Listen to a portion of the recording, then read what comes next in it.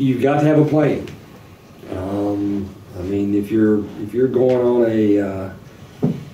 a trip, you're going on a vacation, whatever, you got to have a plan. You got to know where you're going, and let's kind of plan the day, and let's see what we want to do and how we want to get there.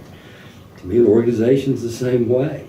If you don't have a plan, if you don't know what you're doing every day, and you don't know what your responsibilities are, I don't think you're ever going to get there. I think you're going to go back and you're going to find there could be time wasted. There could be the organization is not moving the way it could, is because you don't have this plan. As Dr. Bryant said, you got to have targets. Well, that's great to have a target, but you better have a plan on how you're going to hit the target.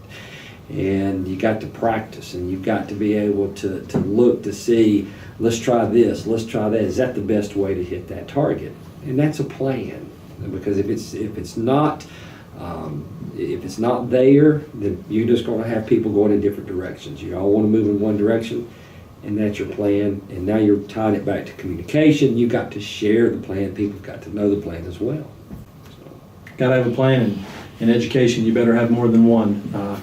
I was talking with a teacher after the first day of school at an extracurricular event, and I was asking her about the first day of school, and she was telling me about how well it went. And I said, well, tell me, so what are you guys going to tackle tomorrow? And she goes, well, depending on how it goes, I've got A, B, C, and D tomorrow. And I said, well, so that's 4 plans for 4 different classes? She said, no, that's 4 plans for 1 class. Because depending on how this particular lesson goes or this particular learning activity goes, I need to be prepared to go in different directions. And principal mentors of mine who are great leaders used to have E, F, G, H, I, because there are so many variables in the work that we do, whether they're the human variables or the resource variables or what takes place, on any given day, that certainly you've got to plan your work and work your plan. I mean, fundamental logic of being able to take some direction.